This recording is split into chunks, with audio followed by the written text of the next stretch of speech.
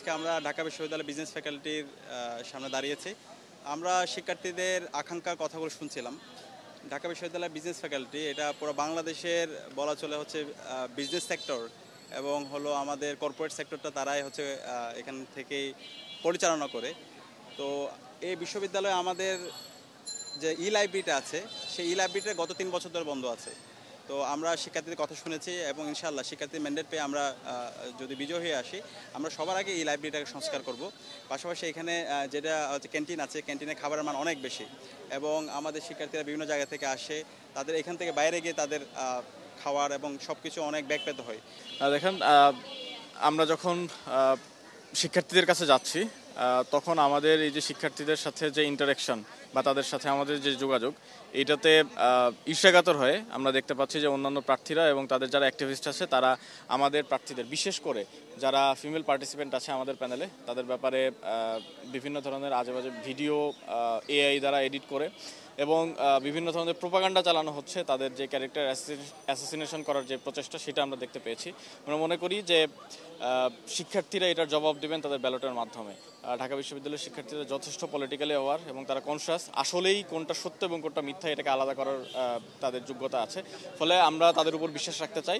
আমরা আশা করব যে যেই প্রার্থীরা তারা নিজেরা কি করবেন এই বক্তব্য না দিয়ে বরং আরেকজনকে কেন ভোট দেওয়া যাবে না সেই প্রচারণা নিয়ে ব্যস্ত, তারা আসলে যদি নির্বাচিত হন, আমরা আশা করব নির্বাচিত হবেন না, যদি নির্বাচিত হন তাহলে পরবর্তী সময়েও এই ধরনের আরেকজনের পেছনে পড়ে থাকার যেই তার নেচার, এইটা থেকে যাবে। বলে আমরা মনে করি যারা কনস্ট্রাকটিভ কাজ করবেন তাদেরকেই শিক্ষার্থীরা বিজয় করে নিয়ে।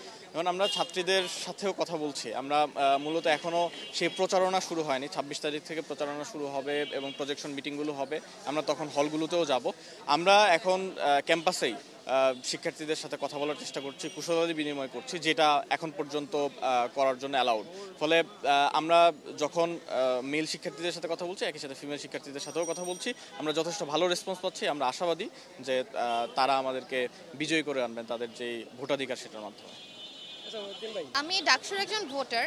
ডাকসু হচ্ছে এটা নিয়ে আমরা খুবই খুশি, যেহেতু এত বছর পরে হচ্ছে, আর আমরা চাই এটা নিয়মিত হোক। আমাদের কিছু প্রত্যাশা আছে যেটা আমরা হয়তো বা সরাসরি প্রশাসনকে বলি না বা বললে হয়তো কাজ হয় না, তো সেগুলো আমরা ডাকসুর প্রার্থীদের মাধ্যমে বলাতে চাই।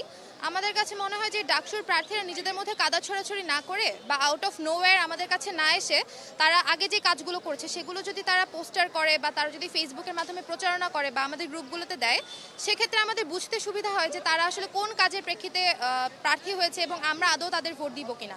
জাহাঙ্গীরনগরে কিন্তু যে কোনো হলের মেয়েরা যে কোনো হলে যেতে পারে, কোনো সমস্যা নাই, কিন্তু আমাদের হলে দেখা গেছে আমি নন রেসিডেন্ট, আমি কিন্তু আমার রেসিডেন্ট স্টুডেন্টরা যেভাবে ইজিলি ঢুকতে পারছে আমি সেভাবে ঢুকতে পারি না। আমাকে ঢোকার সময় বলা হয় আপনার কার্ড শো করেন, কেন যাচ্ছেন, রিজন কি, অথচ আমি কি আমার হলে একটা বেলা ক্যান্টিনে খেতে যেতে পারি না?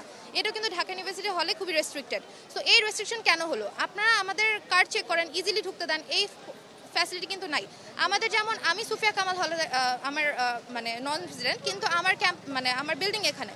সো আমি যদি রোকেয়া হলে খেতে যেতে চাই সেটা কিন্তু পসিবল না। সো আমাকে যেই প্রার্থীরা এটা এনশিওর করবে যে হ্যাঁ তারা এগুলো নিয়ে কাজ করবে, অবশ্যই আমি তাদেরকেই ভোট দিব। সো এই চাওয়া পাওয়াগুলো সবাই মনে করে যে অনেক বড় চাওয়া পাওয়া, কিন্তু না, স্টুডেন্ট হিসেবে যদি নিজেরা যারা স্টুডেন্ট তারা বুঝতে পারে যে আমরা কী কী চাচ্ছি, তাহলে তাকেই ভোট দেওয়া উচিত। বিভিন্ন দল কিন্তু কাদা ছোড়াছুড়ি করছে, বিভিন্ন দল এবং দলের বাইরে যারা স্বতন্ত্র। দেখেন, আগের যদি কথা বলি, মানে স্বৈরাচারের আমলে কিন্তু অনেকে কিন্তু লুঙ্গির নিচে ছিল, আবার দেখা যাচ্ছে অনেকে লুঙ্গির বাইরেও ছিল। হঠাৎ করে যদি ধরেন মানে 5 আগস্ট যদি মনে করেন না হইতো বা আমরা যদি বিজয় না অর্জন না করতাম, তখন কিন্তু যারা লুঙ্গির নিচে ছিল তারা কিন্তু আবার লুঙ্গির নিচেই থাকতো।